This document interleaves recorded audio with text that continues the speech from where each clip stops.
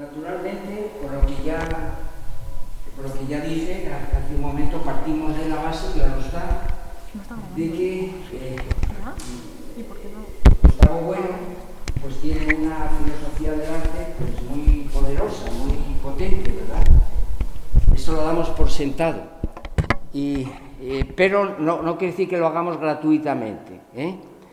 ¿Por qué? Porque hay gente que se fía de una apariencia y es la que vamos a deshacer inmediatamente aquí.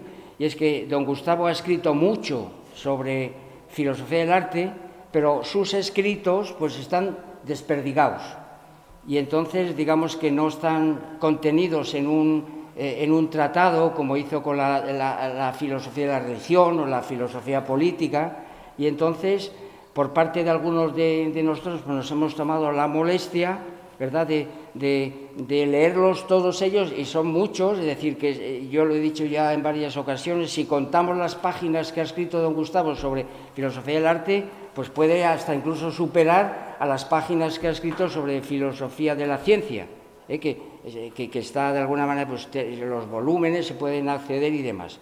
Bueno, esto lo digo porque hay gente muy despistada que, como no se ha tomado esta molestia de ir a muchos de muchos de los artículos suyos, muchas de sus conferencias, muchas de sus teselas y demás, pues dudan de que don Gustavo tenga una filosofía del arte realmente pues plena, ¿no? Y nuestro punto de vista es que realmente pues tiene esa filosofía del arte. Entonces, yo aquí, el primero de los asuntos que me toca, según el guión que les he presentado a ustedes, pues hacer un pequeño recordatorio de lo que es pues las diferentes doctrinas que él ha abordado y que no voy a poder desarrollar aquí porque esto ya está hecho, por mi parte ya está hecho, por parte de algunos de los aquí presentes también, como Vicente, Fajarnés, Ecaíz, que se han ocupado también de desarrollar estas. Bueno, pues yo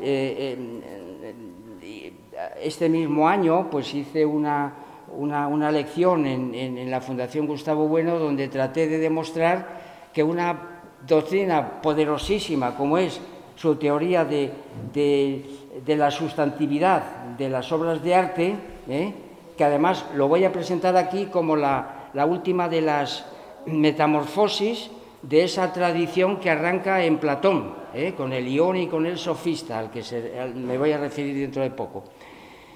Pues esta doctrina, esta filosofía, pues tiene naturalmente pues podríamos decir unas doctrinas derivadas, claro, que es pues el hecho de que él ofrece pues una teoría del sistema de las artes. Las artes hay que verlas precisamente como una constelación, y que no todas las artes son iguales, ni mucho menos, cada una de ellas tiene su inmanencia, su sustantividad, ¿verdad? Pero él crea un sistema de las artes que podríamos decir ordogeométrico, es decir, ordenadas según precisamente unas estructuras geométricas que tienen que ver pues con la idea de volumen, de superficie, de exterioridad, de interioridad. Claro, esa es una doctrina poderosísima, es decir, y en función de eso pues va definiendo lo que es la arquitectura, lo que es la pintura, etcétera, ¿no? Esto lo desarrollé en aquel y en función de estas otra de las doctrinas importantísimas de don Gustavo es que esa inmanencia que tiene cada arte supone un cierre tecnológico.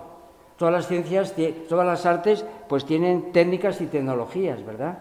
Y que llega un momento en que ese arte consigue, por así decirlo, un cierre tecnológico porque llega a alcanzar un grado de madurez, pues, que delimita ese campo, esa categoría frente a otras, ¿verdad? Desde luego, pues la inmanencia de la categoría artística, pues con independencia de que puedan darse naturalmente intersecciones, claro, artes mixtas, como puede ser la ópera, que tiene pues literatura, música, danza, teatro, en fin, bien. Y luego, otra de las doctrinas importantísimas de don Gustavo va a salir, es lo que vamos a llamar el cierre fenomenológico, el cierre o fenoménico de las artes, que supone segregación y neutralización de las operaciones del sujeto actante. Es decir, la obra se independiza de las operaciones que hacen los artistas para convertirse en arte, cuando alcanza naturalmente la categoría de arte sustantivo, ¿verdad? Pero, sin embargo, pues don Gustavo considera que esta nota, que se podría aproximar a lo que él entiende por las verdades científicas, que se desprenden de las operaciones del sujeto que ha llegado, los sujetos que han llegado a una identidad sintética, pues, sin embargo, él considera que el artista está presente en su obra. Es decir, marca una impronta, y entonces pues él escribe eso, la presencia del artista o del sujeto en su obra, con independencia de que se haya producido pues esta neutralización. Y otra doctrina importante en relación a esto que llamamos cierre fenoménico, pues es el hecho de que los artistas se apartan de la prosa de la vida, y su obra pues es una operación de estilización de las realidades mundanas, ¿verdad?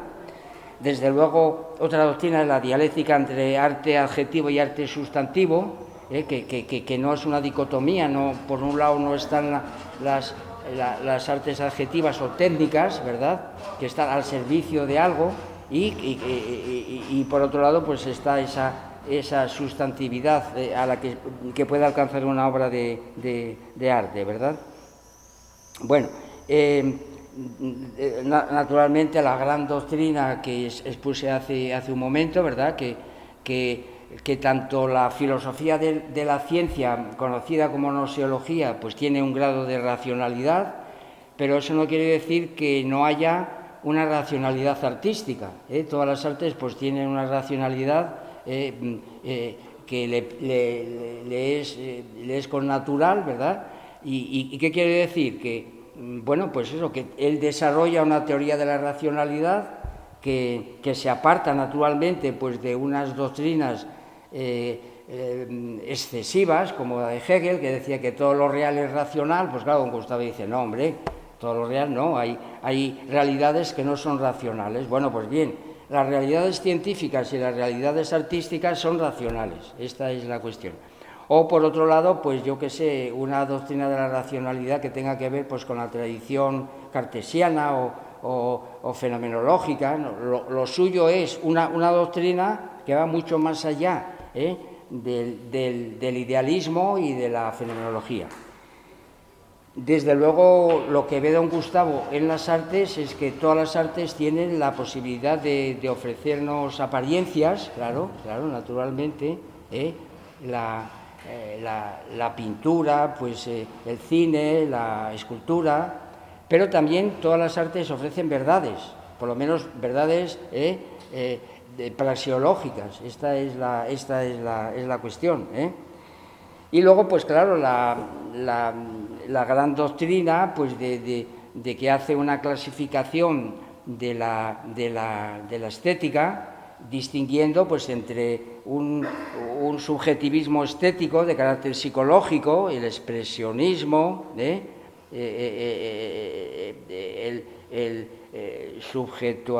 subjetualismo, o un subjetivismo estético sociológico, aquellos artistas que creen que captan el espíritu del pueblo y lo lanzan pues para, yo qué sé, para mover a las masas, ¿no? Y esta doctrina le parece a don Gustavo pues que es subjetivismo puro. Y dentro del objetivismo estético pues está naturalmente el naturalismo, el que cree pues que el arte pues imita la naturaleza, ¿verdad? Y entonces él deshace eso, claro, no, porque la idea de naturaleza es metafísica, no hay tal idea, ¿verdad? Está por otro lado pues lo que él llamaría el culturalismo, que es lo contrario, el arte no tiene que ver con la naturaleza, sino con la cultura. Pues ni naturaleza ni cultura son ideas que acepte don Gustavo, porque pues el mito de la cultura y el mito de la naturaleza, él desecha completamente esas ideas por ser absolutamente metafísicas, ¿verdad? Y entonces, y el eclecticismo, que sería pues el realismo socialista, que mezcla el naturalismo y el artificialismo o culturalismo. Y luego, pues, a este conjunto de doctrinas que hemos expuesto aquí, bueno, expuesto no, hemos sencillamente recordado, porque pues yo me ocupé durante 4 horas a hablar de cada una de estas doctrinas en esta lección de este año, parece que fue en el mes de marzo, y entonces pues no me parece decente pues repetir eso, claro, y entonces pues nada. Y entonces a este conjunto de doctrinas vamos a añadir precisamente la exposición de hoy, que es la concepción que tiene don Gustavo de la querella entre las artes y las ciencias. Esta es la cuestión. Muy bien. Entonces, lo que vamos a hacer es el punto siguiente es el planteamiento de la cuestión en 4 grandes pasos, ¿verdad? El primero de ellos, pues, es un pequeño recorrido, precisamente por aquellas lecciones que el propio don Gustavo ofreció en el marco de la Escuela de Filosofía de Oviedo, en el año 2015, finales de octubre y principios de noviembre, ¿no? Son 4 lecciones magistrales, las últimas que dio en la Escuela de Filosofía de Oviedo, y que vamos aquí a tomar de ellas pues algunas consideraciones, y lo que yo voy a hacer aquí es sencillamente, partiendo de ellas, hacer de amplificador. Es decir, lo que él insinuó, lo que él apuntó, pues de alguna manera amplificarlo, porque es de enorme importancia, y sobre todo quedarnos con la tesis que él mantuvo ahí.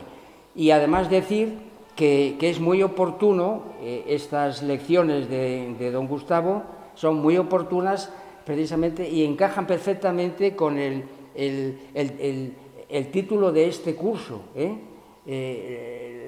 las artes y las ciencias frente al materialismo filosófico.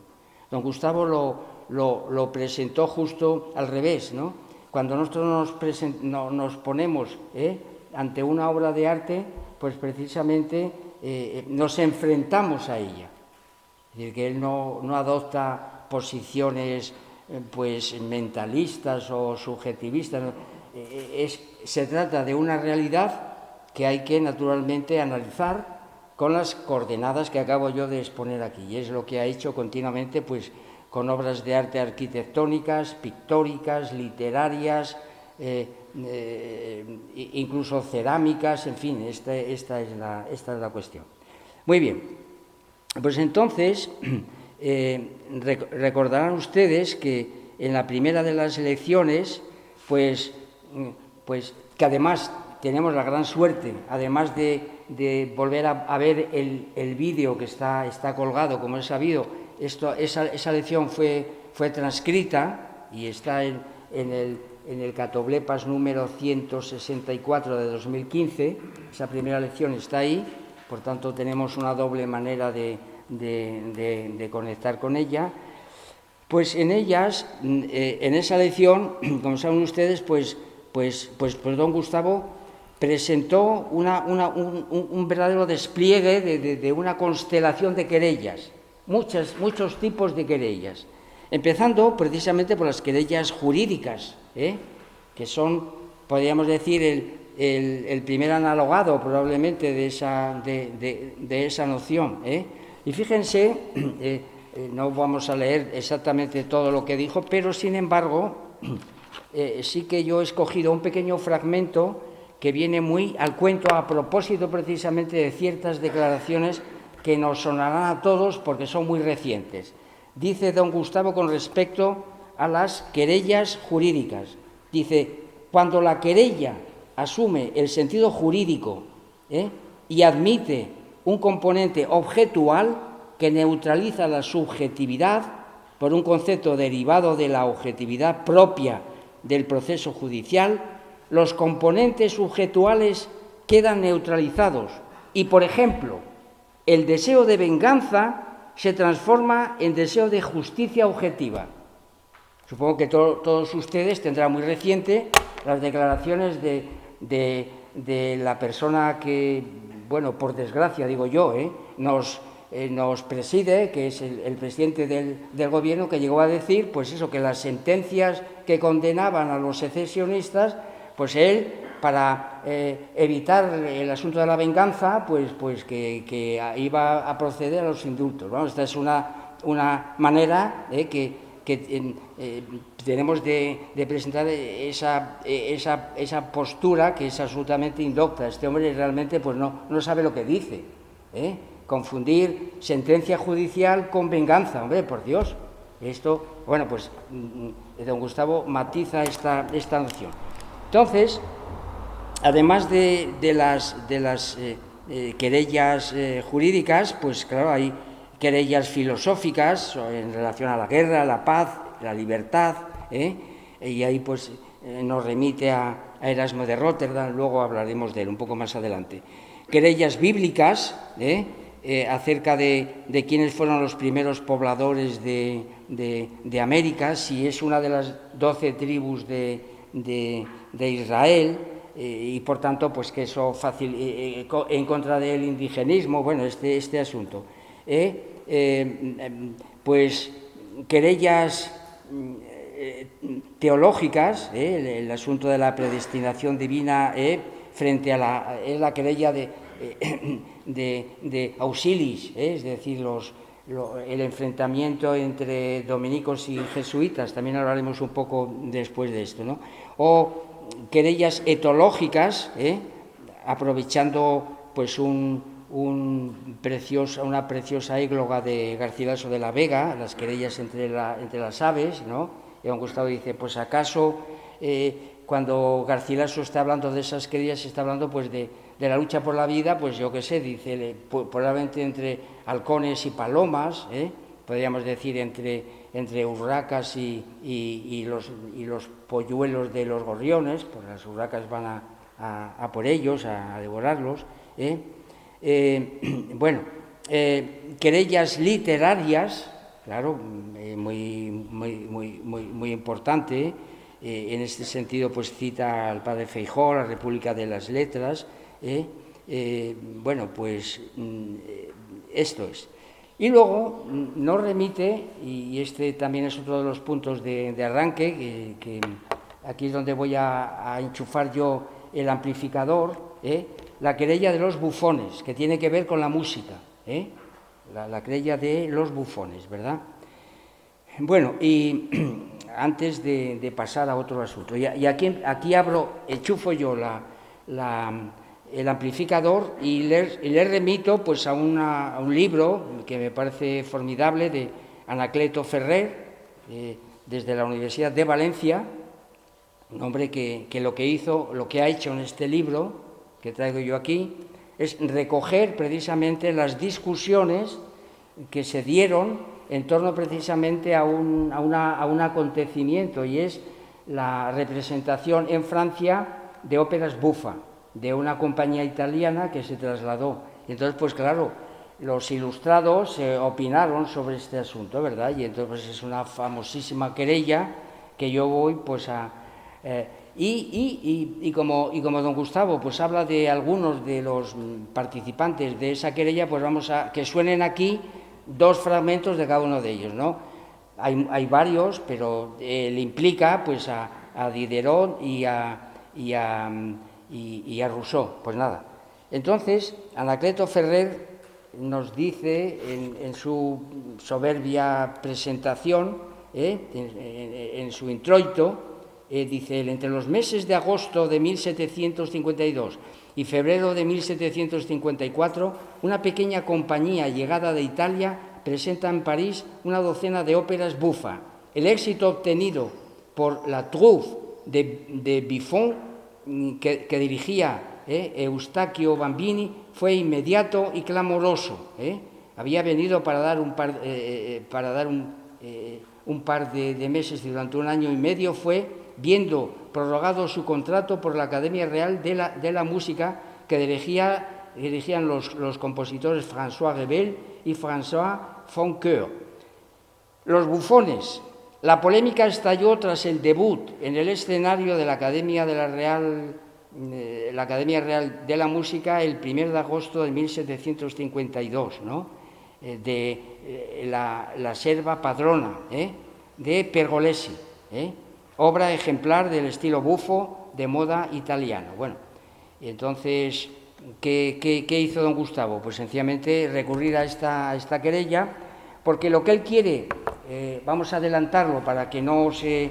Lo que él quiere demostrar es que la querella ante las artes y las ciencias del presente en marcha es un derivado de las querellas que se dan en el barroco con todas estas temáticas, y que tienen por objetivo, esta es la cuestión, el llevarnos a que los hombres estamos hermanados a través de las artes, y que entonces pues aparece en el barroco, en estas querellas, la idea de humanidad, como una especie de la sustantivación de la humanidad, ¿no?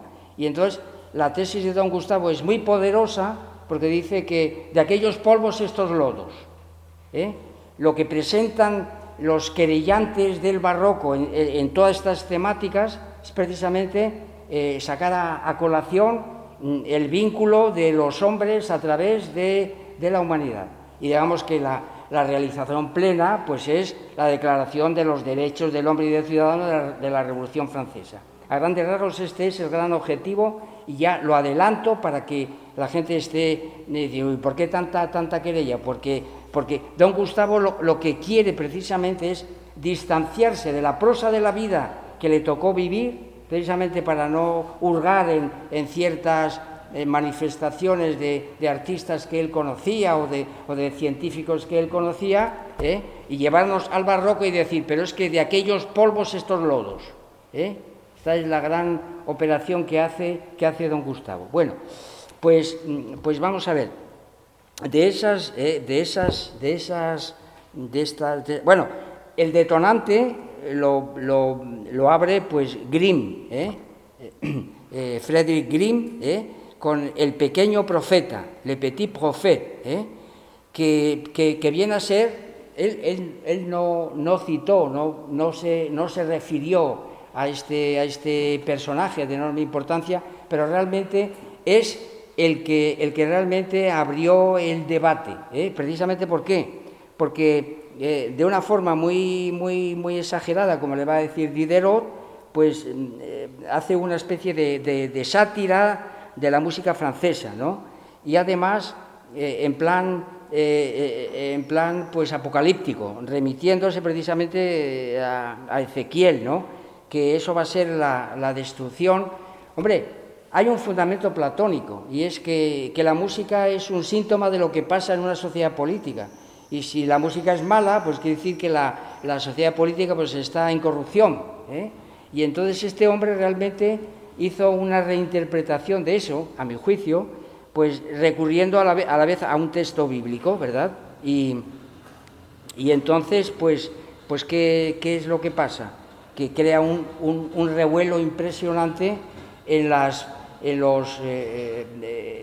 dentro de los que aficionados a la música en aquella época, que iban a las representaciones tanto de las óperas llamadas serias en aquel momento como de las óperas bufa, y que estaban agrupados en lo que se llamaban los dos rincones. Esto lo analiza muy bien Anacleto, ¿no? El rincón del rey, en el cual estaba Rameau, y también estaba la Madame Pompadour, y en el otro rincón, que se llamaba el rincón de la reina, bueno, y que eran pues más bien partidarios pues de la armonía, y en el otro rincón estaban todos los ilustrados, entre los cuales pues estaba Diderot y Rousseau, pero no coincidían plenamente, sino que también entre ellos había querellas, como vamos a ver ahora mismo, ¿verdad? Y bueno, pues esta situación era pues doblemente querellante. Por un lado estaban Rameau contra todos ellos, y luego entre ellos, entre los ilustrados, pues estaba naturalmente Diderot, que defendía unas cosas, Green, que defendía otras, Rousseau, etc., y unos cuantos que no vamos a citar.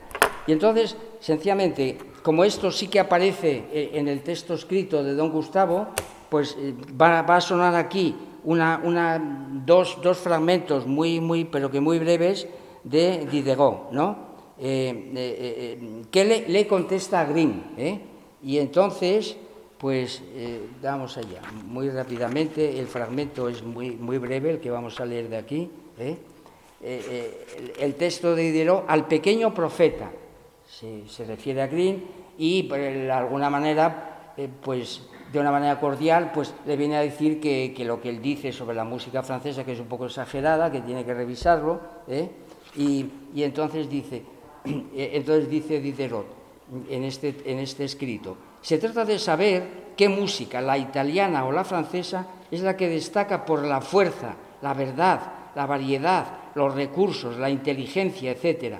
Pero tras 2 meses de estar zahiriéndonos, ¿de qué se trata ahora? ¿De lo mismo? Continuad, señores, en este tono durante 2 años, durante 10, los ociosos habrán reído mucho, vosotros os distraeréis infinitamente, mas por ello, y la verdad no habrá avanzado ni un solo paso. Bueno, entonces dice: yo sé que esa clase de escritores que no tienen ni filosofía en el espíritu ni conocimiento de la música, por eso don Gustavo, precisamente para no evidenciar estas cosas en el presente en marcha, nos llevó precisamente a las querellas del barroco, para no enemistarse, pues yo qué sé, con otras gentes que han escrito sobre música, pero eso, pues lo que dice Diderot, ¿verdad? Que no tiene ni filosofía en el espíritu ni conocimiento de la música. Como por desgracia hay muchos entre vosotros. Jamás harán nada por ello, pero ¿no sucede desde hace mucho tiempo que quienes no valen nada en absoluto y quienes valen infinitamente están más o menos en la misma línea? De la ecualización. Esta es la cuestión. Todo el mundo puede opinar, etcétera. Pues Diderot ya lo está apuntando, porque esto ya está ocurriendo en el barroco francés. ¿Hasta cuándo será necesario que dure el honor usurpado de los unos, la especie de degradación de los otros y el ridículo de una querella tratada tan torpemente, que lleva a los pensadores a perderlo todo y a los pequeños graciosos malvados a ganarlo todo? Bueno, esta reflexión pues es francamente aguda, y entonces el paso siguiente, bueno, había escogido algún texto más, sí, porque dice: yo voy a presentar aquí y hace una comparación entre dos grandes obras. Se trata de oponer Lis a Terradellas. El gran Lis, que a través de la ópera de Armide, y Terradellas, que es en realidad español, con un gran componente italiano, ¿verdad? Que escribe pues una obra el fragmento de Nitocris. Bueno, y entonces Rousseau toma parte en esta querella, y les leo un pequeño fragmento y ya dejamos esta querella de los bufones para pasar a otro asunto importante, y que digamos que Rousseau se sube a las nubes, y fíjense cómo termina su artículo. El artículo de Rousseau es: carta de un sinfonista de la Academia Real de Música a sus camaradas de la ópera. Bueno, es muy importante el libro, porque Anacleto nos ofrece la formación musical tanto de Diderot como de Rousseau, que naturalmente la tenían. Otra de las cosas que yo desconocía es que Rousseau durante mucho tiempo se pasó copiando partituras, por tanto sabía lo que se traía entre manos, ¿verdad?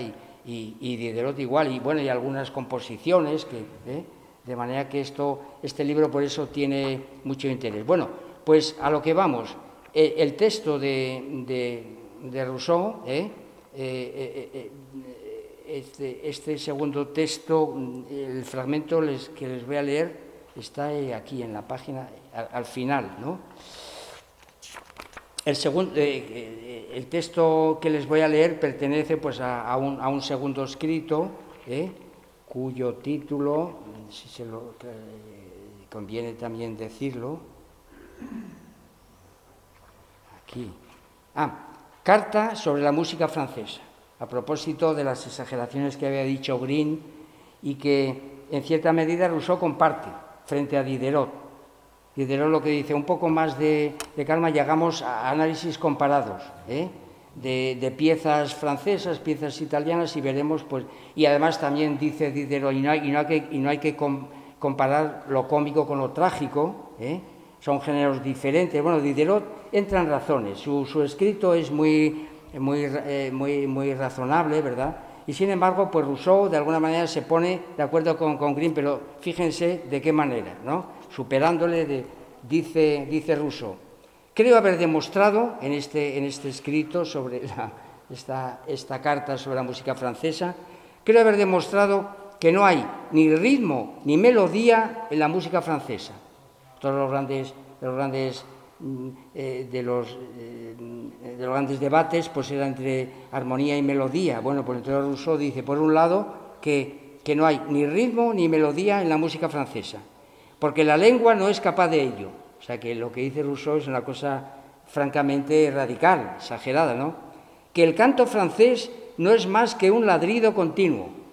Claro, esto insoportable para cualquier oído no prevenido, que su armonía, melodía y armonía, es tosca, carente de expresión y con un relleno propio de estudiantes, que los aires franceses no son aires, que el recitativo francés no es recitativo, de donde concluyo que los franceses no tienen música ni pueden tenerla, o que de tenerla algún día, tanto peor para ellos.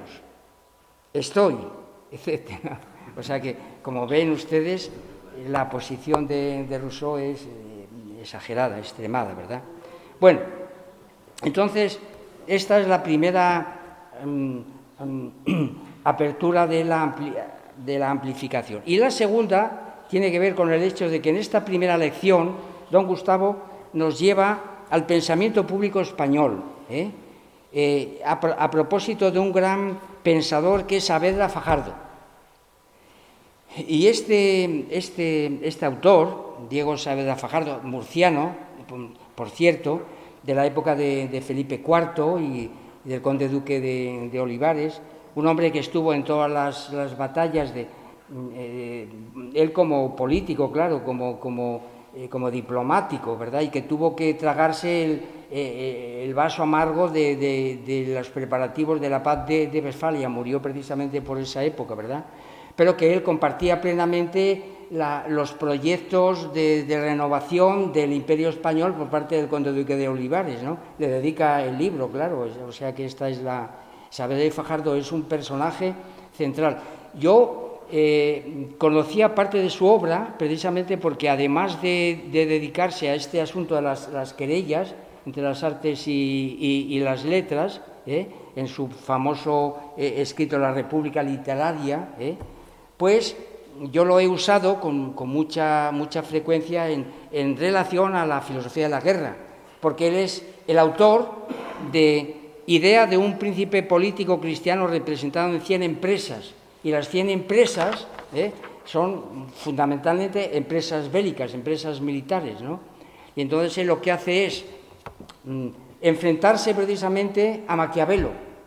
Entonces el príncipe cristiano, pues naturalmente tiene que tener autoridad, fuerza, y tiene que ir pues encabezando, siendo el comandante en jefe de todos sus ejércitos, tiene que promoverlos, pero no hace falta que tenga pues esos otros componentes negativos del príncipe de Maquiavelo, un príncipe cristiano. Pues naturalmente lo que está haciendo Saavedra Fajardo es decir, pues tiene que tener, digamos, la generosidad suficiente como para, pues eso, conseguir que sus empresas pues se conviertan en generadoras, es decir, que no, vamos, es un pensador que, bueno, y entonces, pues cuando yo vi que don Gustavo citaba a la República Literaria, esa obra no la conocía y esto me ha permitido pues entrar en ella y ver, pues, entender perfectamente por qué don Gustavo escoge esta obra que es fundamental, precisamente sin apartarnos del pensamiento público español, ¿no? Y entonces pues vamos a decir cosas muy... este libro, esta obra de Saavedra Fajardo tiene dos reediciones y dos redacciones, y el libro que tengo yo en las manos pues es un texto crítico preparado por Jorge García López, es decir, un preclaro discípulo de Blecua, que hace pues un análisis primordial. Entonces llega a decir que, ¿por qué digo esto? Porque en el texto escrito por don se encontrarán con dos fragmentos de la República Literaria, y entonces lo que yo quiero darles a indicar aquí sencillamente pues es que estamos ante un gran pensador español, que no solamente tiene un puesto importante en lo que sería la filosofía de la guerra, junto a Baltasar Ayala, por ejemplo, para poner, o al padre Mariana, sino que es central en otro tema que es el que nos ocupa hoy, que es precisamente, como ve él, el asunto de la querella entre las artes y las ciencias, ¿no?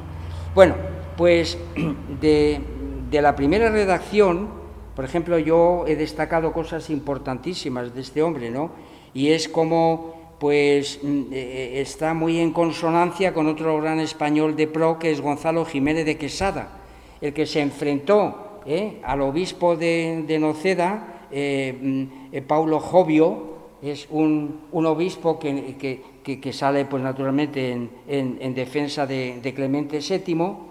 Clemente VII se niega a reconocer a Carlos V, digo V, es primero de España, pero el título de emperador, pues hay que poner Carlos V, claro. Se niega pues a considerarle él como el verdadero hegemónico de la cristiandad. Y en aquel momento el Papa está pensando en un elector protestante. Realmente esto es... Y claro, pues Carlos V dice, no, aquello pues por las bravas, y entonces saco de Roma. Y entonces, pues, ¿qué hace el obispo pues exagerar la actuación de los tercios españoles, que de alguna manera pues estaban montados en el caballo de la razón, era la razón a caballo, dentro de la cristiandad, claro, en aquel momento, ¿verdad? Bueno, y entonces pues Saavedra Fajardo pues rompe una lanza en favor de esa tradición contra la leyenda negra italiana, ¿verdad?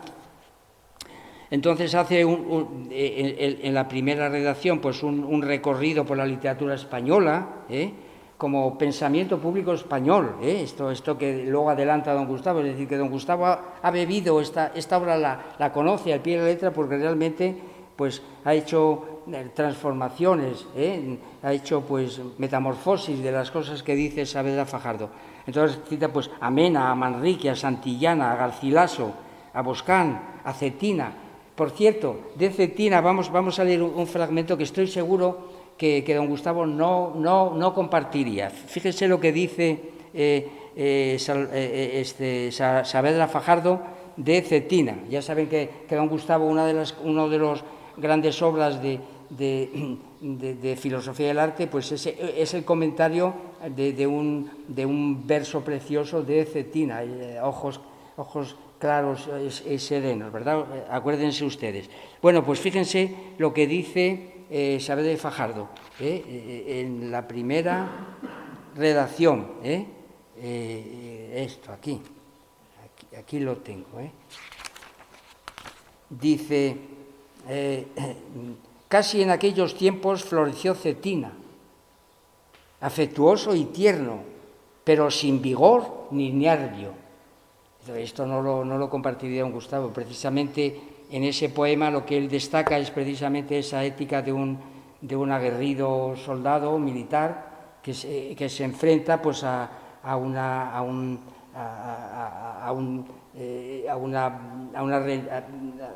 despecho de una mujer, es decir, que no le acepta, y él sin embargo pues no se enfurece, sino que entiende que eso puede darse, ¿verdad? Pero que lo hace de una manera, pues eso, con vigor frente a lo que dice aquí y con mucho nervio, ¿verdad? Hace un recorrido por la historia precisamente para situar a Juan de Mariana pues al lado de los grandes historiadores, de Tucídides, Plutarco, Suetonio, Jenofonte, Salustio, Tácito, Tito Livio, y dice, pues claro, pues en España también tenemos buenos historiadores, Juan de Mariana, ¿no? Bueno, en cuanto a la jurisprudencia, pues lo que dice precisamente Saavedra Fajardo es una tesis que se aproxima mucho a la doctrina de don Gustavo sobre el estado de los jueces, el estado de derecho, dice, no, el estado de los jueces, y sin embargo, pues en esta república literaria, dice Saavedra, pues no hay ni libros de medicina ni libros de astronomía o astrología, ¿no? Bueno, y cuando sale del templo, porque esto todo es una ficción, claro, entra en un templo, hay un sacerdote que le va mostrando todo esto, ¿no? Y cuando salen del templo y en la ciudad, pues se encuentra precisamente con el estado de los jueces, la justicia. Y él se supone un tribunal que va dando paso, audiencia, pues a muchos personajes, ¿no? Y los jueces son ni más ni menos que Aristóteles, Platón, Jenofonte y Tácito. Entonces van pasando revista pues al gran capitán, a la querella que tuvo el gran capitán con Fernando el Católico, sale absuelto. Claro, ahí Saavedra Fajardo toma partido por el gran capitán. Después aparece Garcilaso. Acuérdense que don Gustavo pues también tiene entre en su filosofía de la literatura una referencia a Garcilaso. Bueno, y entonces aquí la querella está en si Garcilaso de la Vega plagió o no. Y entonces, pues, dentro del tribunal pues hay disparidad, ¿no? Hay algunos que dicen, no, en realidad pues fueron ciertas imitaciones, pero con diferencias. Sin embargo, Platón dice, se planta y dice, no, es un plagia. Y entonces Saavedra Fajardo dice, ¿acaso Platón se esté acordando de su pasaje de la República donde expulsa a los poetas de la República? Porque son unos embaucadores y en ese sentido pues no le perdona. Bueno, y luego finalmente pues todos los poetas, Ovidio, Plauto, Terencio, Lucano, Horacio, Juvenal, Marcial, pasan por y son acusados pues eso de embaucar, de embaucadores. Entonces aquí sale en su defensa pues Ovidio, ¿no? Y les leo un pequeño fragmento y pasamos a otro asunto.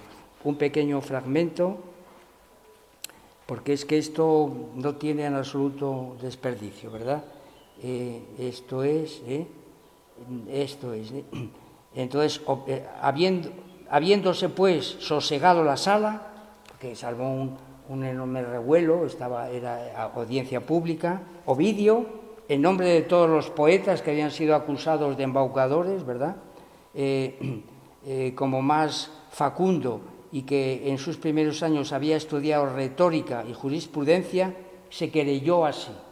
Entonces sale en defensa de cada uno de ellos, de cada uno de ellos, y entonces frente a esta posición de embaucadores, pues él va ofreciendo los valores poéticos objetivos, sustantivos, podríamos decir, de cada uno de ellos. Esto es muy importante, este es un texto realmente valiosísimo, porque demuestra que Saavedra Fajardo, además de armas, sabía también de letras, y mucho, claro, naturalmente, y lo demuestra aquí, ¿verdad?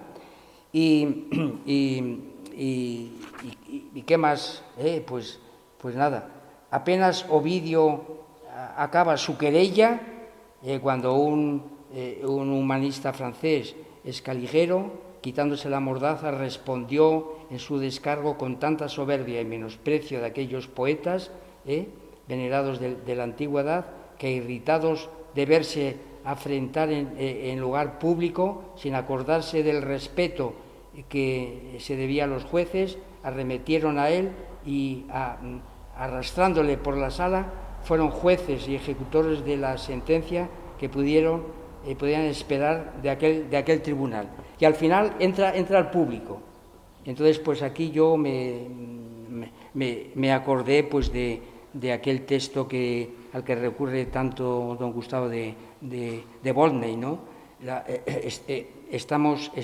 ruinas de Palmira, estamos perdidos, ¿no? Es decir, que el pueblo se ha ilustrado, sabe perfectamente de qué va el asunto, y entonces pues ya fuera los poetas y demás. Bueno, y cuando está ocurriendo esta escena, que de alguna manera recuerda lo que va a suceder después en la Revolución Francesa, pues entonces Saavedra y Fajardo despierta, o sea que es un sueño, es una obra. Bueno, pues bien, don Gustavo no escoge fragmentos de la primera redacción, sino de la segunda.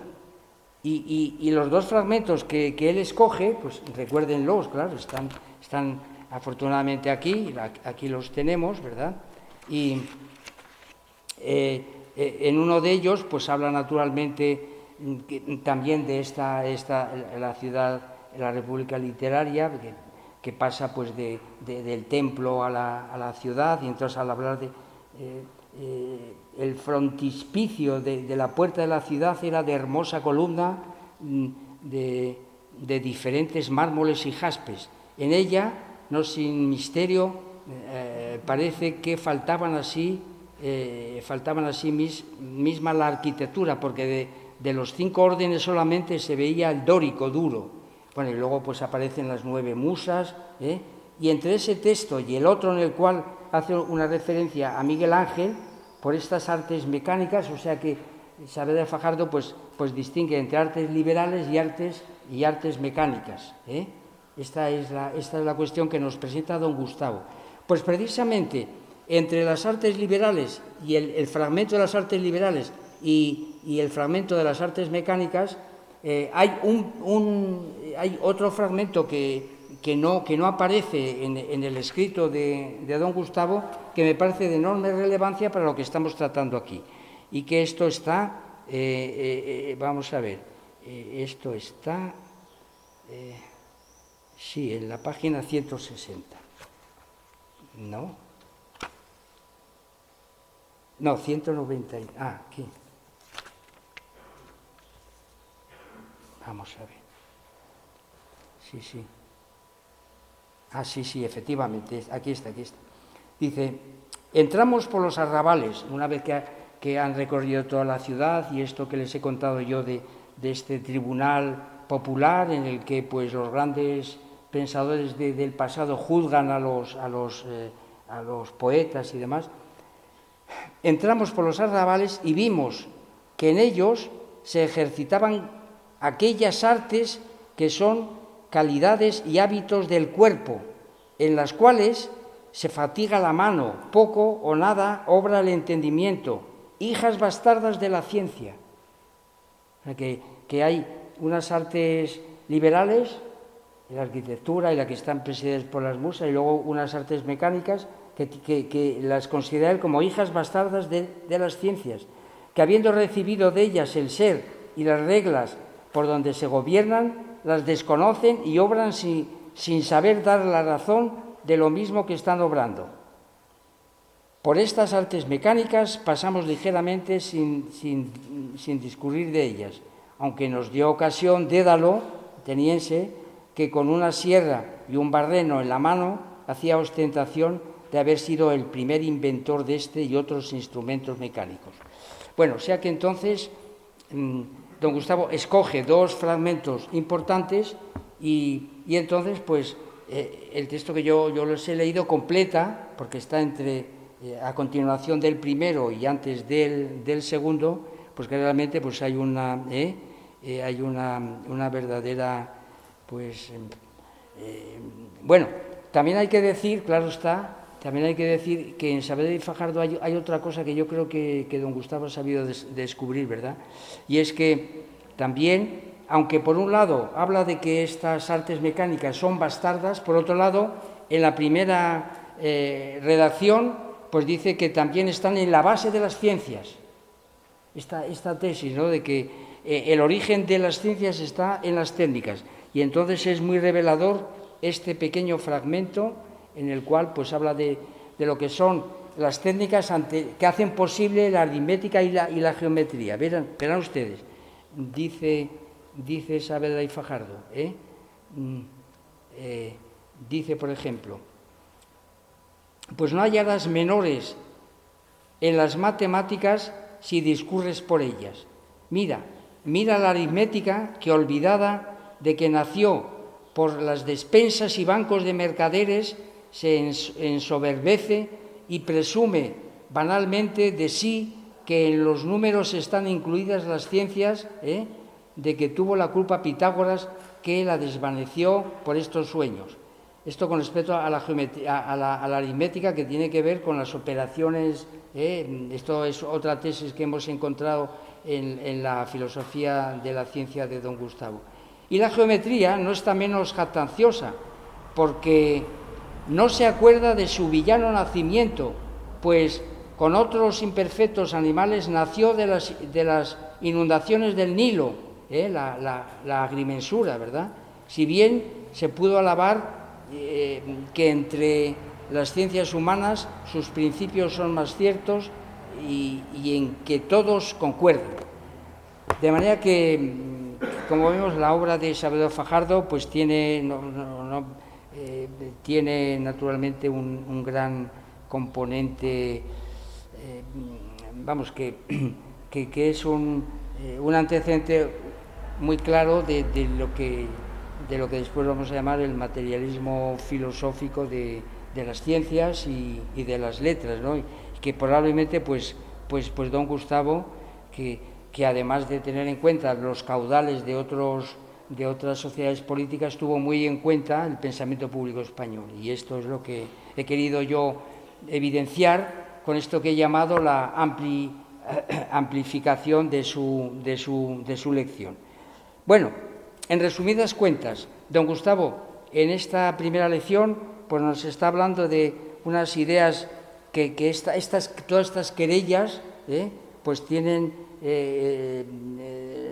unos componentes ideológicos, unas ideas metahistóricas, metafísicas, que tienen que ver con la defensa de eso, de una república de las letras, una república literaria, que supone pues que de unas sociedades políticas a otras podemos pasar con las traducciones, que por tanto pues hay un lenguaje universal, una razón universal, el principio de la iluminación a través de estas artes, ¿verdad? Y entonces pues la idea pues de la ilustración aparece ahí de alguna manera pues ya insinuada, ¿verdad? Y que nos lleva pues a situaciones que en el presente pues coinciden, claro, con otros componentes, como es lógico, ¿no? Entonces dice don Gustavo, ¿por qué recurrimos a una distanciación respecto de nuestra lo que él llama época global? Precisamente por eso, para no hurgar, no meternos pues en ciertas polémicas que van a ser mal entendidas, se van a tergiversar y te van a acusar, pues qué sé yo, de fascista, de ultraconservador y no sé qué, y por más vale presentarlo de esta manera, de una forma completamente... Y bueno, sencillamente él considera que esto que está pasando, esta defensa del lenguaje universal, de la humanidad, pues es una herencia, es un resultado de aquellas polémicas del barroco, del gótico, del renacimiento, ¿no? Y entonces nos ofrece unos criterios para entrar en esta, que es, pues eso, sus doctrinas sobre lo esotérico, lo exotérico con X, que ya estaba funcionando en aquel momento y que en el presente pues se da, la distinción entre étic, emic, la distinción entre cóncavo, convexo. Bueno, esta es la primera de las lecciones. En la segunda de las lecciones nos lleva a una doctrina fundamental, y es el hecho de que tanto, bueno, no solamente, que en el presente en marcha, pues hay una corrupción de las ideas, porque se practica lo que él llama de forma metafórica el vacillelmo, es decir, un vicio que consiste en no saber demarcar las diferencias entre artes y ciencias, y dentro de las ciencias cada una de las ciencias, a cada una de las artes, sino pues que todo, pues eso, todo hay una especie de continuo, todo está conectado con todo, y entonces pues eso hay que acabar con ello, naturalmente, en función del principio de Simploqué, ¿verdad? Fíjense que, por ejemplo, entre los vacillelmos famosísimos a los que nos lleva don Gustavo, pues uno de ellos es, pues ahora, como saben ustedes, dentro del plan de estudios, pues hay una asignatura que se llama CTS, Ciencia, Tecnología y Sociedad, Ciencia y Tecnología, como si fuera un continuo, o por ejemplo la tecnociencia. Y entonces, pues yo aquí no he podido por menos que recordar un acontecimiento del año 1999 en el que don Gustavo fue invitado a un curso de verano en el Escorial que llevaba por título Tecnociencia y Metafísica. Entre los invitados pues estaba Grisolía, estaba Prigogine, y estaba don Gustavo, pero como quiera que en aquel momento estaba esperando la operación de cataratas, pues no asistió. Y sin embargo, pues allí estábamos, que yo recuerde, pues estaba Íñigo Gay, yo le conocí precisamente en este curso, ¿verdad?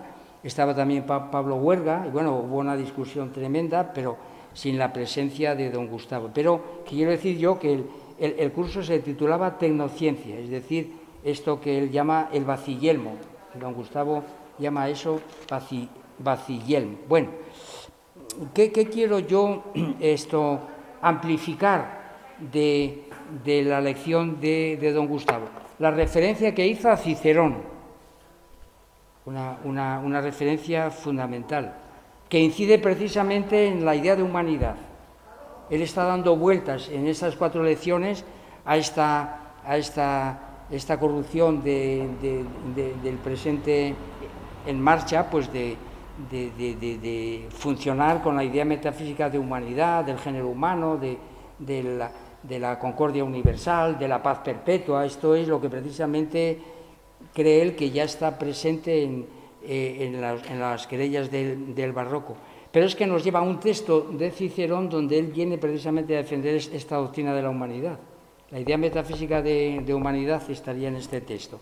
Y entonces recuerden ustedes que nos leyó en esa segunda lección un pequeño fragmento de la obra de Cicerón, Proarchia. Además, esta misma edición, una edición francesa. Si ven ustedes el vídeo, pues verán que saca este mismo ejemplar y nos lleva pues a una página de Cicerón donde dice esto, ¿verdad? Dice, vamos a ver, dice Cicerón. Ah, bueno, ¿quién es Archia?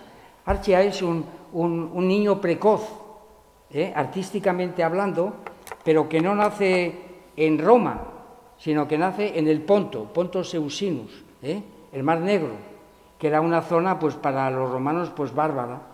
Mitrídates, acuérdense pues de que los romanos ahí tienen muchas legiones, acuérdense del dictador Sila, que es precisamente quien acaba con Mitrídates. Bueno, pues Cicerón naturalmente vive esa enorme polémica entre civilizados y bárbaros, pero se da cuenta de que las artes liberan. Dice, este muchacho, este niño prodigio, que da muestras de su gran pericia artística, no es romano, es bárbaro, y sin embargo tiene el mismo nivel. ¿Por qué? Porque está humanizado por las artes.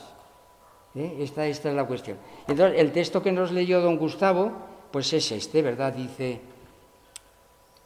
etenin omnes artes, quae humanitatem pertinen, haben quaddam comune vinculum, et quasi cognatione quadam inter se continentur. Entonces, la traducción vendría a ser, si me lo conceden ustedes. En efecto, todas las artes que pertenecen a la humanidad tienen, por lo cual, vínculo común y, en cierta manera, parentesco, en tanto en cuanto se contienen entre sí. O sea que, como ven ustedes, la cosa es... Yo lo que he hecho es amplificar el asunto, es decir, que él nos lleva a un texto precisamente para llevarnos todavía más atrás. Es decir, que la querella sobre las artes y las ciencias en el barroco, don Gustavo descubre la idea metafísica de humanidad. Dice, pero es que esto ya viene de muy atrás y está en un texto de Cicerón. Tengo yo que decir, con respecto a esta obra, ¿verdad?, pues que Cicerón se adelanta poderosamente a ciertos autores posteriores, ya del siglo I y del siglo II, después de Cristo, que de alguna manera se toman la responsabilidad de querer limar esas asperezas entre la Roma civilizada y la Roma bárbara. Me estoy refiriendo a autores que nacen, pues eso, que nacen en territorios bárbaros, como puede ser pues Plutarco, Diógenes Laercio, y que precisamente ya son romanos, ya tienen la ciudadanía romana, pero no viven en Roma, sino que viven en las provincias. Tienen que darse ustedes cuenta de que el otro gran sería Filóstrato, claro, de los tres autores que yo conozco bien, claro, es decir, Filóstratos de Lemos, Plutarco de Queronea y Diógenes Laercio de Bitinia, ¿no? Tienen que darse ustedes cuenta de eso, de que entre la parte oriental del Imperio Romano y la parte occidental, pues hay un conflicto gordo, claro, naturalmente. ¿Por qué? Pues porque Roma, naturalmente, ocupa la parte oriental del Imperio Romano a través de las armas, y eso, pues, naturalmente, deja tiene, naturalmente, pues... deja unas heridas que poco a poco pues fueron cicatrizadas, ¿verdad? Bueno, el otro asunto importante, es decir, que Cicerón se da cuenta, por tanto, que las grandes diferencias entre un romano civilizado y un romano que vive en un territorio bárbaro, pues puede unificarse a través de las artes, ¿no? Y luego, posteriormente, pues resulta que se da el caso de grandes personajes que, naciendo en territorio griego y siendo prácticamente griegos, de provincias griegas, pues de alguna manera se romanizan y hacen el puente entre los dos imperios, claro, posteriormente, ya en el siglo II. Bueno, nos lleva en esa misma lección pues a que esa misma teoría sobre la humanidad pues la encuentra en los discursos de la época de Brezhnev en la Unión Soviética, y donde pues aparece la idea de interdisciplinariedad, ¿no? Un asunto, es decir, que todas las ciencias y todas las artes pues están unidas, como hemos visto en el texto de Cicerón, ¿verdad? O sea que de aquellos polvos estos lodos, es decir, que hay una transmisión, hay una herencia de estas ideas metafísicas, ¿verdad? Y fíjense que hasta incluso eso llega a nuestro sistema educativo en la época de aquella reforma educativa de Villar-Palasí, que estableció el llamado bachillerato unificado polivalente, que es la versión española de aquella interdisciplinariedad soviética, ¿verdad? Bueno, este es el asunto que yo he querido plantear con respecto a la segunda de las lecciones de don Gustavo. En la tercera de las lecciones de don Gustavo, pues entonces él exhibe este otro asunto, el sofista de Platón, en el cual sofista de Platón, pues Platón ya hace una distinción que para él es fundamental, que es la distinción entre artes humanas y artes divinas. Es decir, aquella otra distinción que vimos entre artes mecánicas y artes liberales, pues aquí ahora tenemos otra distinción importante. Y entonces, pues, don Gustavo, en el análisis del sofista de Platón, recuerden ustedes que nos leyó un fragmento, que es justo el remate final de esta obra, donde la tesis que mantiene don Gustavo es que es una obra monumental, esta de Platón, que es una verdadera teoría de las artes, y que además supone también una réplica monumental a la ontología que estaba instalada en aquel momento, que era la ontología de Parménides. El continuismo, eso que él llama, pues, en términos vulgares o metafóricos, el vacillelmo, en el que todo está conectado con todo, que hay interdisciplinaridad, pues que hay tecnociencia, etcétera. Y entonces, pues claro, esto no... Y entonces, pues la doctrina de Platón consiste en decir que no todo está conectado con todo, la idea de simploqué, y esta es lo que don Gustavo llama el parricidio de Parménides.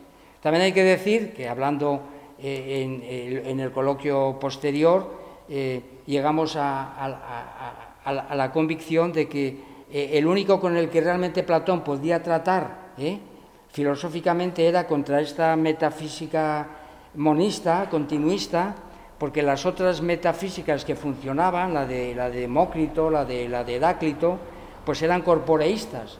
Entonces, pues eso chocaba tajantemente, mientras que Parménides pues se mantiene dentro de los cánones de lo que es el tercer género de materialidad, mientras que esas otras ontologías lo reducen toda la realidad, lo reducen a cuerpos, a elementos, ¿no? Y entonces, pues por eso Platón reacciona contra Parménides ya en la época madura de su vida.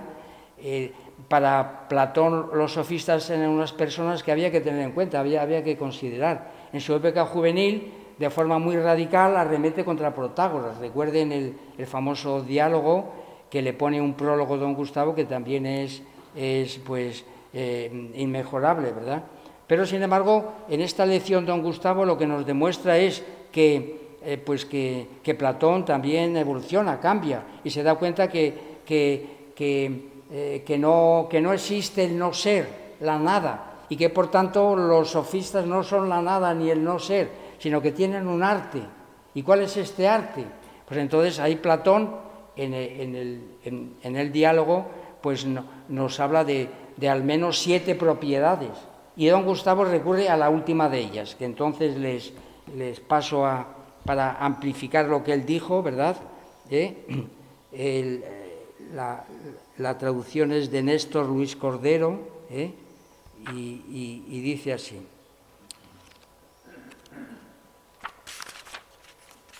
Eso es. Ya saben que en este diálogo hay un matemático, que es Teeteto, hay un extranjero que es discípulo de Parménides, que viene de Elea, por tanto es eleata, y luego naturalmente en esta discusión termina de la siguiente manera, en el diálogo entre Teeteto y el extranjero, ¿verdad? También están naturalmente Teodoro, Sócrates, estos personajes de alguna manera pasan desapercibidos, pero los verdaderos protagonistas son el eleata y el matemático, que son los que cierran este diálogo y que termina pues de esta manera. Dice el extranjero, la imitación propia de la técnica de la discusión en la parte irónica de su aspecto erudito, del género simulativo de la técnica, no divina sino humana, de hacer imágenes dentro de la producción, en la parte limitada a fabricar ilusiones en los discursos. Quien dijera que esta es realmente la estirpe y la sangre del sofista diría, según parece, la verdad máxima. Y entonces pues dice Teeteto, así es, completamente. O sea que la técnica del sofista es la imitación,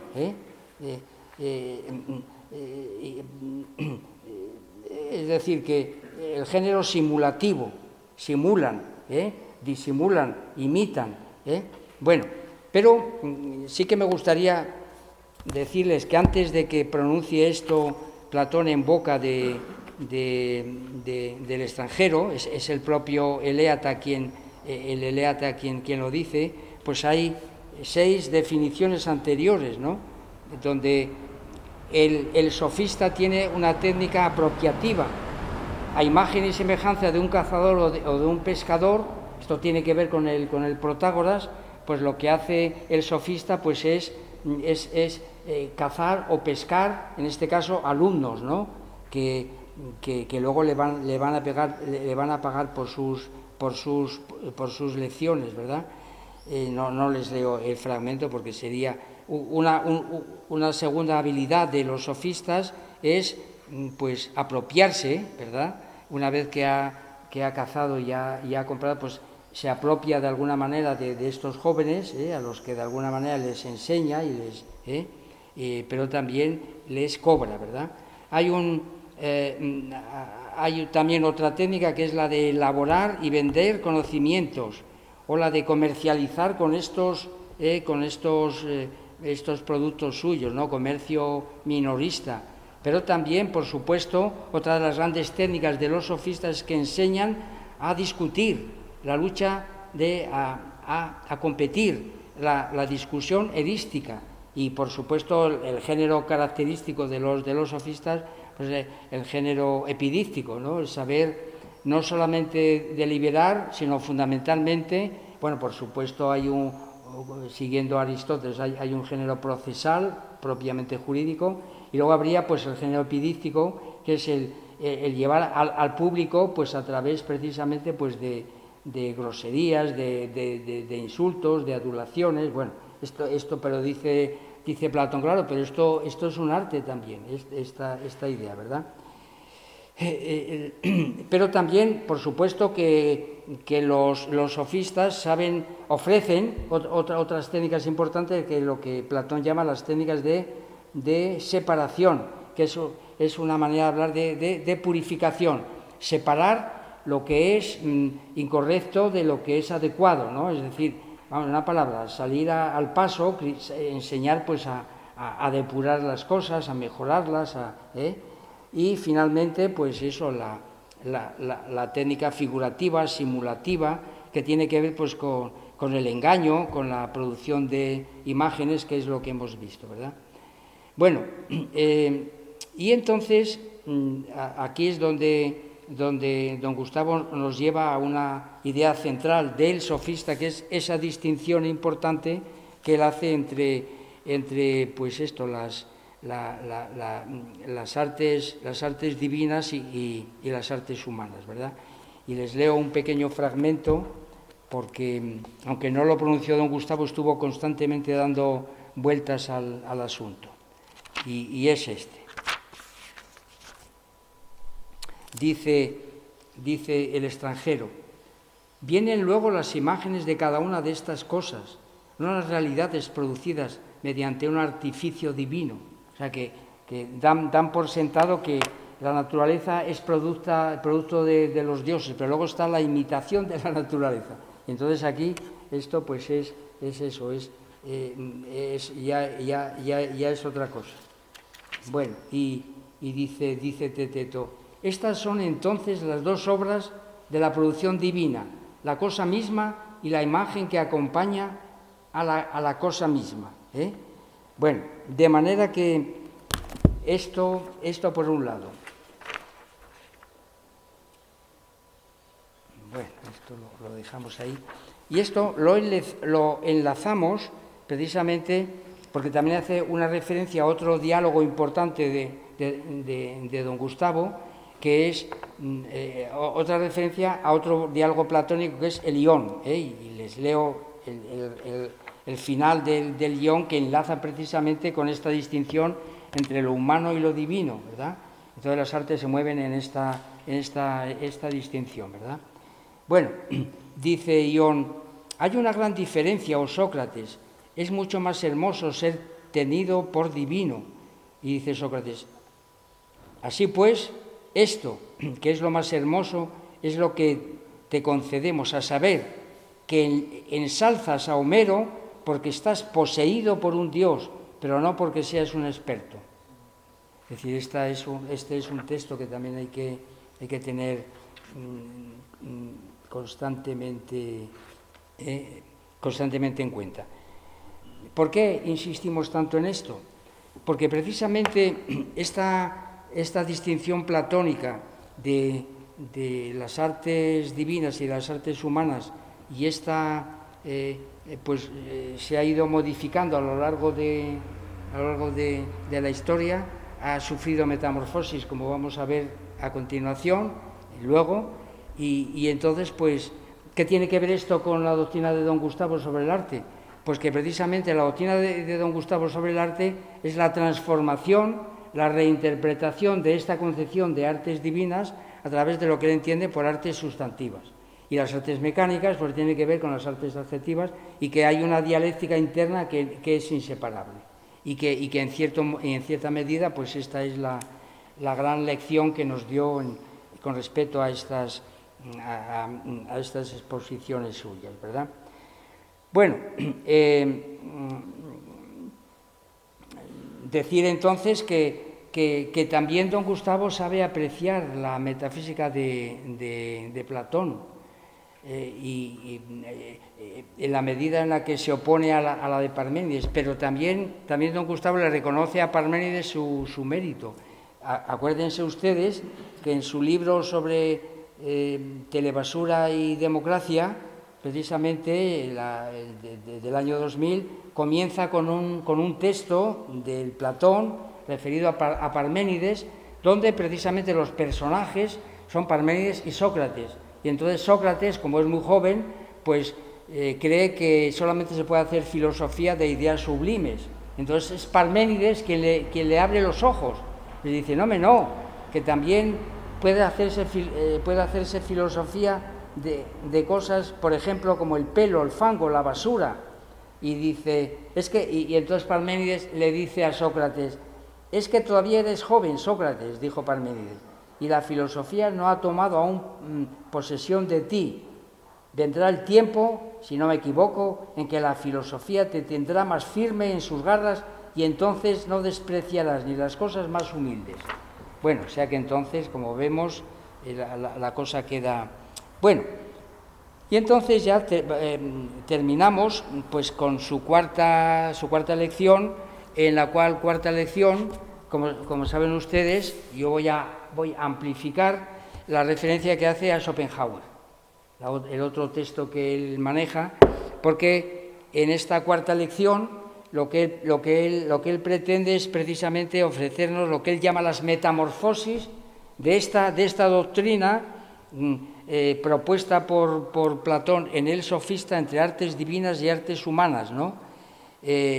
¿Por qué? Pues porque, dice don Gustavo, el futuro está acotado, tiene que ver con el concepto de ideas ucrónicas, es decir, que las ideas ucrónicas no pueden tomarse como patrones para un plan y programa del presente en marcha, pero sin embargo orientan, y a veces orientan en sentido inverso, justamente porque nos dicen que lo que está ocurriendo en el presente en marcha pues va por un camino completamente diferente a como se fue planteado hace tiempo, ¿no? Bueno, y entonces, pues, de entre estas metamorfosis,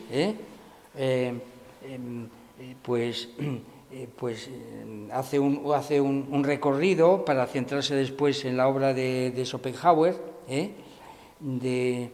un recorrido por el Tratado de la Música de San Agustín, donde también habla pues de música divina, claro, frente a música lasciva, Entonces dice, bueno, claro, esta es una metamorfosis de aquella distinción platónica, pues habla después de otra metamorfosis que ocurre en la Edad Media con Felipe el Canciller, otro grande de la historia de la música, que como saben ustedes, pues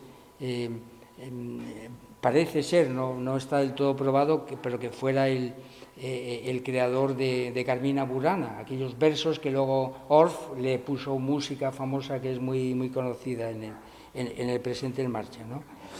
Por cierto, Orff pues era un músico muy prohilderiano, ya esto también es sabido, Bueno, hace un recorrido por toda la historia. Entonces en el Renacimiento nos remite a Fray Luis de León, la Oda a Salinas, donde entre los textos que les ofrezco a ustedes está ahí. Luego, si nos da tiempo, el propio Beethoven, también la música es una revelación más alta que la filosofía, hace este contraste, esta querella.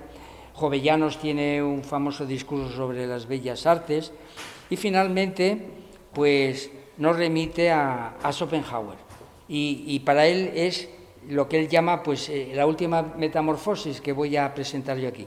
Naturalmente Schopenhauer es idealista.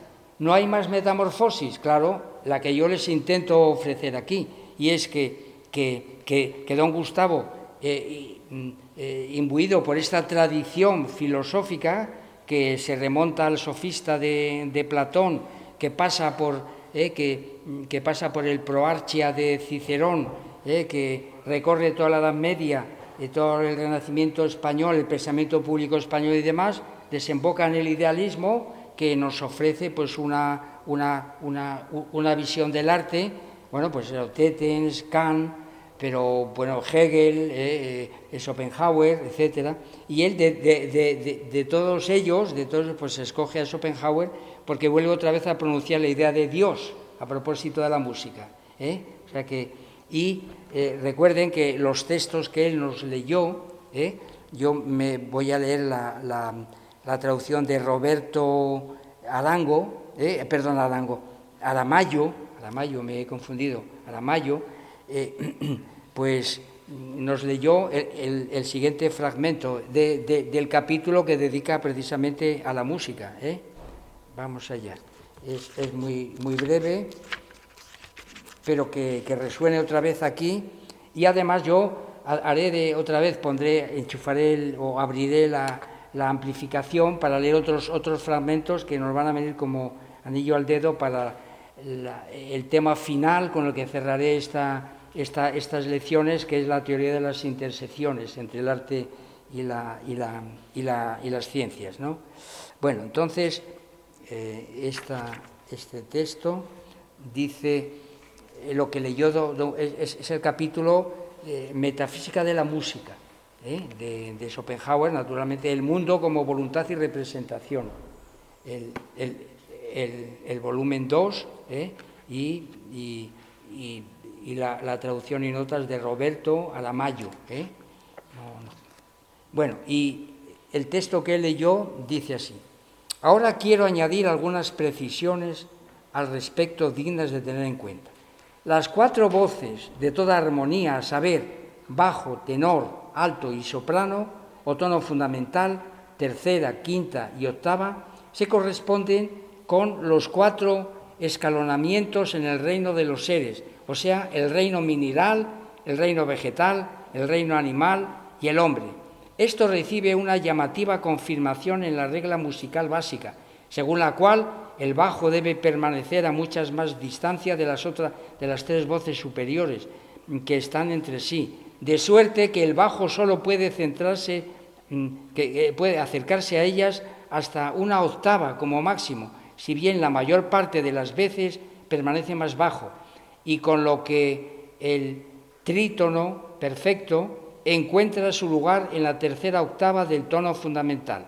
Con arreglo a ello, el efecto de la armonía larga, donde el bajo permanece distante, es mucho más potente y hermoso que el de la armonía ceñida, donde se pone más cerca y solo se introduce por causa del restringido alcance de los instrumentos, o sea que voz e instrumentos. Don Gustavo escogió esto sencillamente para llevarnos al hecho de que Schopenhauer, pues aquí de alguna manera está haciendo un reduccionismo naturalista, está haciendo una interpretación, un materialismo naturalista de lo que son las 4 voces, ¿no? Pero el texto que nos interesa para este otro asunto es el siguiente. Un poco más adelante, donde aparece la idea de Dios, claro, que es a donde queremos ir a parar, ¿verdad? Dice él: pues para la música solo existen las pasiones. Esto tiene que ver naturalmente con la teoría de los sentimientos, el sentimiento de placer, de dolor, en este caso pasiones, ¿verdad? Luego veremos cuáles son estas pasiones, pues la alegría, la tristeza, el amor, el odio, bueno, etc. Dice, así que, pues para la música solo existen las pasiones, los movimientos de la voluntad, y al igual que Dios, ya estamos aquí con las artes divinas, solo ve los corazones. O sea que la música solo ve los corazones. Aquí vemos la gran diferencia, ¿no?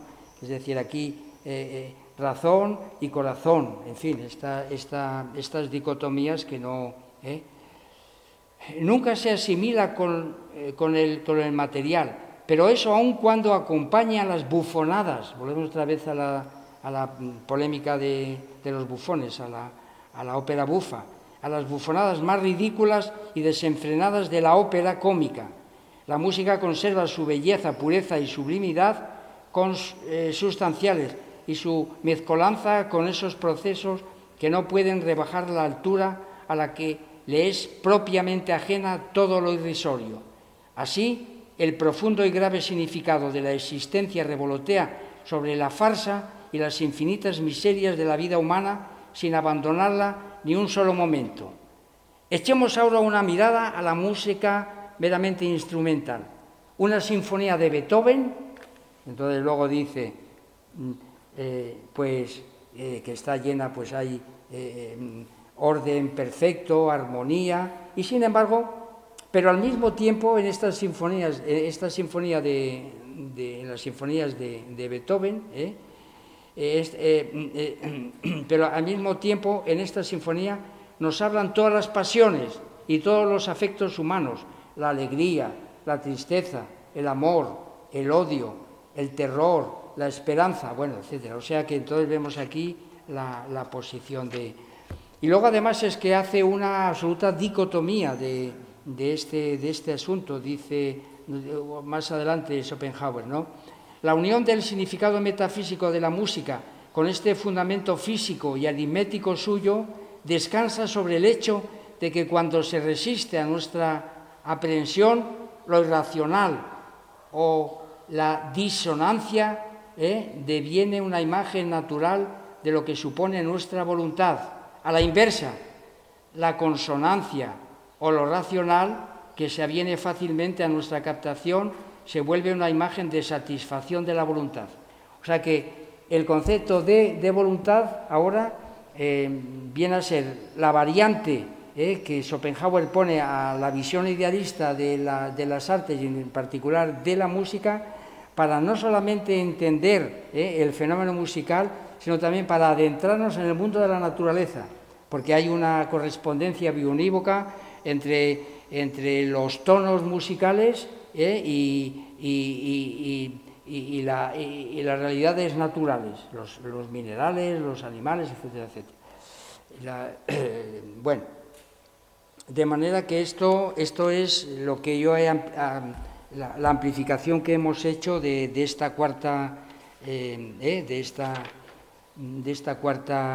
lección que nos ofreció don Gustavo en 2015. Bueno, entonces, ¿a dónde vamos a parar ahora? Claro, ya no podemos entrar más en esta distinción que él hace, recurriendo naturalmente pues a Eugenio Frutos, Eugenio Dors, Eugenio Frutos también, efectivamente, a propósito del barroco, por el barroco como una visión metafísica hacia lo infinito, bien hacia arriba o bien hacia abajo, pero no vamos a entrar en eso porque se me echa el tiempo encima y aún quedan algunas cosas según me había propuesto yo para... Bueno, ¿a dónde vamos a parar?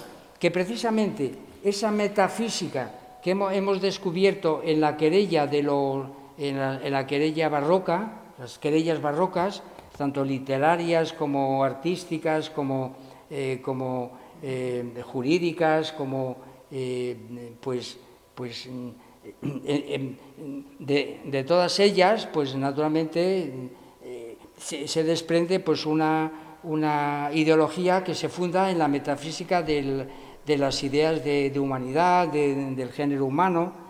Y entonces, lo que yo hago en este punto, en este momento, pues es una conexión entre esas ideas metahistóricas, metafísicas, que don Gustavo ha descubierto en el barroco, con su trabajo sobre la olización, las precisiones sobre la idea de olización, es decir, la visión que tiene don Gustavo de esta etapa barroca, donde se habla pues de la iluminación, de la ilustración, y cómo todas aquellas nociones, aquellas ideas, a través precisamente de la Declaración de los Derechos del Hombre y del Ciudadano, pues de alguna manera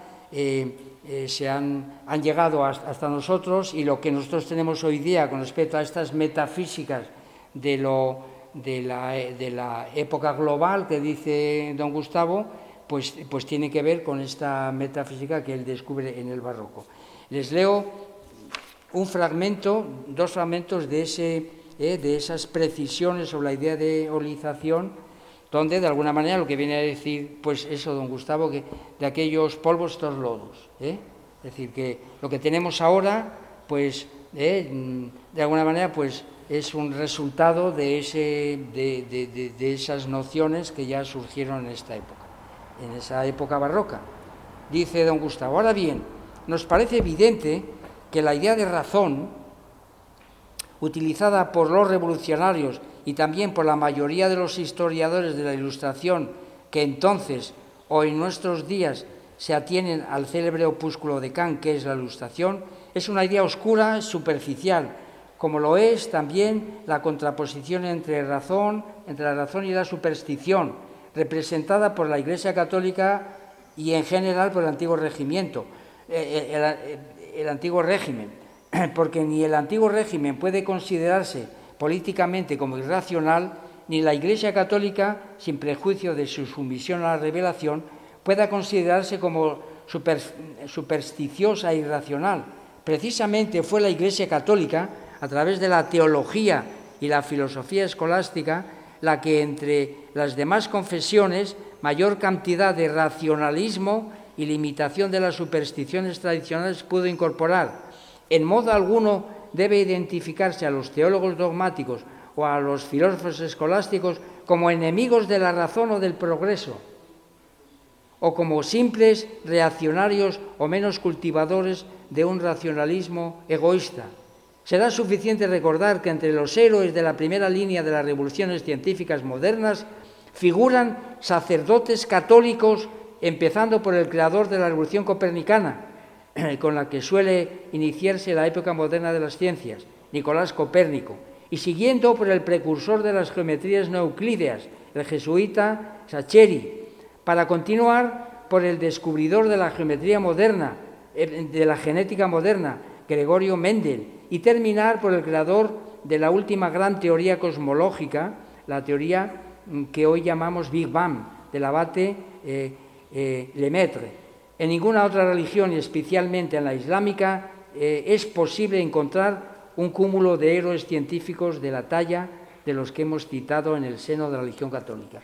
Es decir, que esa mística de la iluminación, de la razón, don Gustavo la echa por tierra, y entonces pues el siglo XVIII no es el siglo de las luces, de la razón, sino que hay que verlo esto de otra manera, y entonces pues él nos pone este ejemplo. Y más adelante, en su conclusión final, es donde viene a decir que de aquellos polvos estos lodos, que lo que tenemos hoy día, esta metafísica de los derechos humanos, del Estado de Derecho, del lenguaje universal, pues tiene que ver con la Declaración de los Derechos Humanos y de Ciudadanos de la Revolución Francesa, claro. Dice, la conclusión crítica final que podríamos sacar de lo expuesto es esta, que la herencia que la revolución izquierdista recibe del cristianismo, claro, naturalmente, hemos hablado también de esta tendencia de la Iglesia por lo universal, claro, el ecumenismo político, comprendió también a sus componentes místicos mediante la transformación de la caridad en solidaridad, de la vida sobrenatural, el cielo y la comunión de los santos, en la vida eterna del futuro, en el comunismo final, en la sociedad pacífica y democrática futura, pero utópica, es decir, irrealizable. La patria política es la patria de la humanidad, la paz perpetua. Claro, acuérdense de la obra de Kant. Por ello, la libertad, la igualdad y la solidaridad solo podrán tomar cuerpo en la vida política mediante una constitución cuyo desarrollo esté repleto de ficciones jurídicas, como por ejemplo la ficción jurídica de la libertad individual, claro, o de la igualdad. Esta es la cuestión. Estamos viviendo en un mundo en el que pues eso, todos somos iguales, y este igualitarismo, pues claro, pues es una metafísica que hay que desechar. Bueno, no les hablo de otra cosa que quería hacer sobre la taxonomía de la ulización, porque ya es absolutamente imposible, claro. Bueno, tengo yo que decirles a propósito de esto que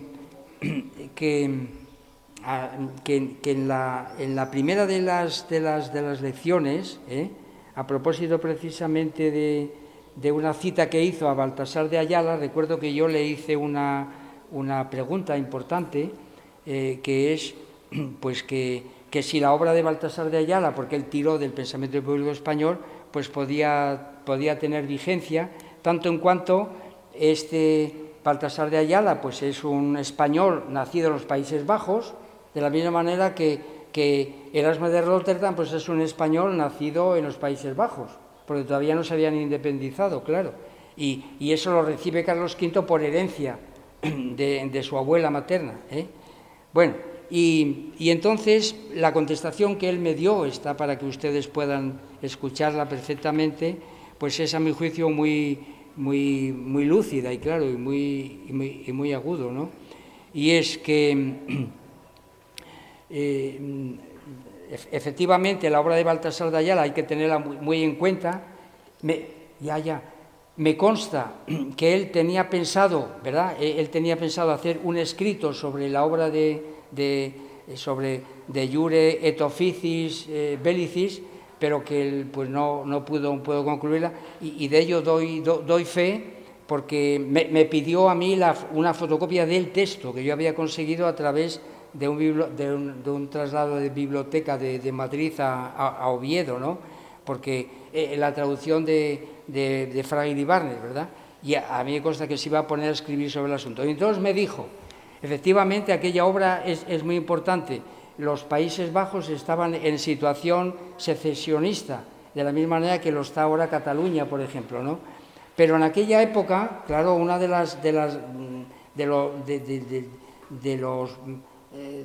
los méritos que pudo tener aquella época es la existencia de los estados soberanos.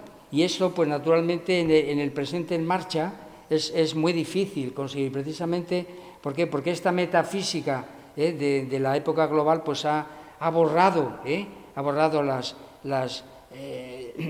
podríamos decir, las soberanías políticas, aunque se mantienen de alguna manera, pero ya no es exactamente como antes. Y entonces no es aplicable la obra de Baltasar de Ayala, porque es la época de Felipe II, donde los estados eran soberanos y declaraban la guerra, y no había contrapartidas.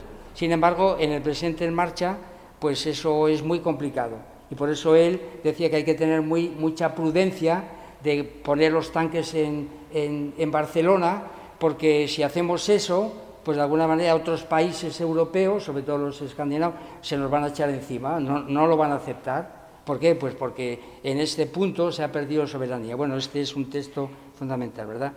Bueno, y entonces vamos a tener que dejarlo aquí, y entonces nada, pues tendré que recortar, pues yo qué sé, de todo lo que tenía pensado, pues la mitad. Es apuntar lo que intentaremos hacer, y es que realmente don Gustavo con estas lecciones ofreció las bases para desarrollar lo que yo voy a llamar una filosofía de las querellas. Esto los pondré en la lección de las 11, de las 11:30.